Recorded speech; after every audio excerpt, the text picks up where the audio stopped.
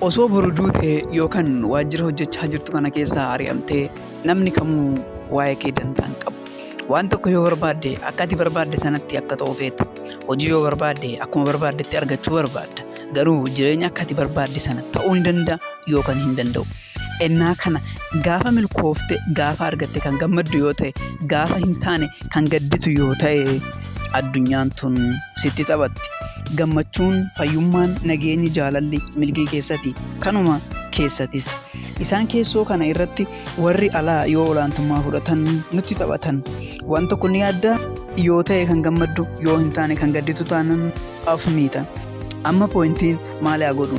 Ennaa hin taane kana nan muufadha malee, nan gadda malee, nan kolfaaree, nan gammadaaree jechuu dandeecha. Tolee muufadhu, hojii hin arganne jedhii muufadhu. Hojii hin arganne jedhii abdii kuti. Hojii ni argatta. Milkiin gosa lamatu jira, kan keessaa fi kan alaa. Kan dursu milkii keessatti, keessi yoo milkaa'e alli balaqqee keessatti. Namni rakkoon isaa maalii? Alli waan badeef qofa keessa ofii miidha. Ebeluun waan na dhagahuu dideef, hojii waanan dhabeef, qarshii waanan hin qabneef, namni waan na hin jaalanneef, waanan akkana ta'eef, waanan akkas ta'eef jechaa of miidha. Ofitti muufata. Garuu namni kamuu waa'ee isaa dandaa hin qabu. Kanaafuu dhiibbawwan karaa alaan dhufan kun nutti taphatu.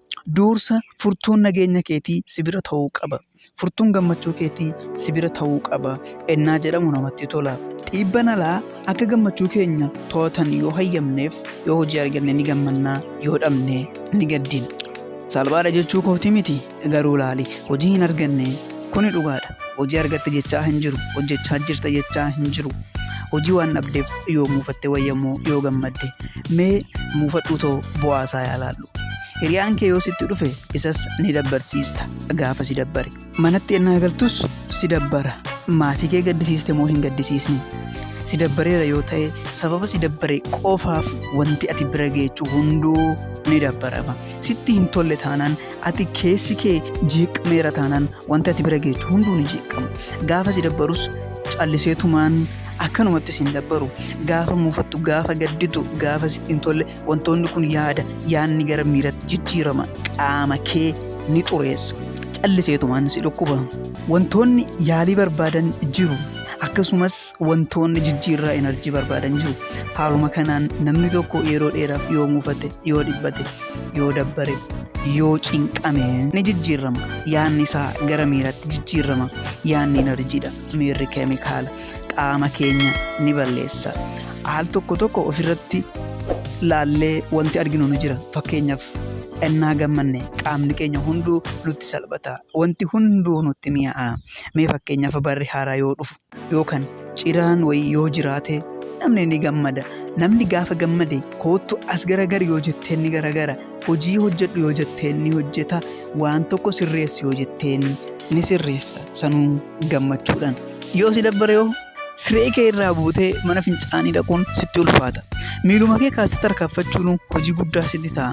Of guyyaan kun hin deemu jechaa toolta. Yaada wayiin yoo qabamte miillessiifin deemuu dida. Kanaafuu yoo gammadde guyyaa itti aanu kaatee karaa fooyya'aa ta'een hojii ni barbaadda. Garuu yoo si dabbare biyyuma tana jiraachuun si jibbisiisa. Osoo baddee waan sitti tolu sitti fakkaata. Garuu achisanuma hojiin hin argamu. Mo'attoonni yeroo hundaa ni mo'atu. Mo'atamtoonni yeroo hundaa ni mo'amu. Haala kanaan ni mo'atamoo ni mo'atamtaan gaafidha. Hojii kan argattu nama hojii argachuu danda'u yoo taate namni hojii argachuu danda'u jijjiiramuu qaba. Maaliif hojii dhabde? Because nama hojii argachuu danda'u hin taane. Ofii kan kee nama hojii argachuu danda'u yoo taasiste kadhatamteeti kan hojii argattu. Eeyyan qormaanni baay'een jira. Qormaatonni kun waan jiraniif muufachuu qabdamoo jabaachuu murteeffadhu. Jabaa taatee maaliif kan hojii hin seenu? Waajjirri kamuu madaallii qaba. Kaampaaniin tokko madaallii 10 qaba yaa jennu. Namoonni tokko kan guutuu danda'an madaallii tokko qofa ta'uu danda'a. Kun immoo 2 ta'uu danda'a. Garuu kaampaaniin kun warreen madaallii 5 tarreesse kana guutanan mindeessa yoo jedhe namoonni 5 gadii kun seenuun carraa hin qaban jechuudha. Garuu maaliif ati madaallii 10 kan hin goonne? Madaalliin kee sadarkaa 10ffaa yoo ta'e ati sadarkaa olaanaa irra waan geesseef kadhattee osoo hin taane kadhatamtee hojjetta. Kan inni tuqe hunduu warqii taasiin jedhu waajjirri ati seente si gadhiisuu hin barbaadu. Namni si arge si waliin hojjechuun barbaada siin jedha. Ani kanan hojii dhabe jetteetoo sababa garaa yoo dhiyeessite biyyattiin akkana abbaan koo akkana waan mootummaadha biyya maal jechuu dandeecha. Amma isaan hidhamteetteecha moo keessa baataa dhagaafin rakkoo jiran dandamattee ta'uu kan qabdu taataa bakka ga'uu qabdu geecha moo kan yaalte sun waan akka ati yaaddetti tole siin jechuu dideef muufatta aarta gadditeetoo manatti deebitaan gaafidha. Hanga irraatti hin dandeenye yookaan hin milkoofne jechuun ammaan booda hin milkooftu yookaan hin dandeechu jechuu miti. Hojii kan hin arganne hojicha argachuuf gahaa taatee waan hin argamneef dhugaa dubbachuuf osoo waggaa takka 3 or 5 dura ta'ee jiraate dandeettiin amma qabdu kun battalumatti kan hojii si seensisu ta'uu danda'a. Amma garuu wanti hundu jijjiiramaa jira. Qormaanni baay'een si mudatu. Rakkooleen kun si diigumoo isaan ol taatee argamtaan gaafa. Rakkoowwan kana irra aantee ofiif ni taataa maatiif ni taataa. Kun dhimma tokko. Lammaffaa kana hunda guuttee deemte garuu hin milkoofne ni muufatta. Mirga keeti garuu yoo muufatte carraan mookee ni bal'ata moo ni dhibbata? Ni dhibbata. Sababni isaa yoo muufatte dura kan aartu of waliin itti aansitee maatii kee jeeqa. Itti aansitee karaa inni adeemtu ni aarta. Itti aansitee abdii ni kutta. Itti aansitee hunduu si jibbisiisa. Itti aansee eessayyuu deemuu hin barbaaddu. Itti aansee hirriba siin jedha. Itti aansee dhiphina biraatti lixxa. Mootonni ni moo'u, mootamtoonni ni moo'u. Mootonni kan moo'an bartee moo'uun waan qabaniif rafuu ni barbaadu garuu ni ka'u. Muufachuu ni danda'u ture garuu ni gammadu. Harka kennuu danda'u ture garuu fuulduratti deemu.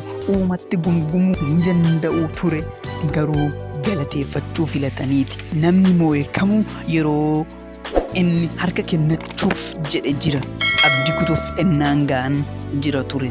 So hanga ammaatti hin dandeenye jechuun hin dandeechu jechuuniti. Ati kan yakkitu biyya yoo ta'e, mootummaa yoo ta'e, waajjira hojii yoo ta'e, ati kan yaaddu osoo nama qabaadhee jiraadhee, qarshii qabaadhee jettee kan yaaddu yoo ta'e, rakkoon kun hin furamu. Rakkoo kana furuu kan dandeechu ofirraa yoo jalqabde, ofii keen yoo kaatee deemte. So akkana ofiin jedhi hojii barbaaddu san argachuu maali kanan gochuu qabu? Maali kanan jijjiiruu qabu? Maali kanan dabaluu qabu? Maali kanan sirreessuu qabu? Eessa kanan deemuu qabu jedhi of gaaffileen kun deebii argatan taanaan hojiin keetis argameera. Hanga ammaatti waan waliin turtaniif galanni koo jabaadha.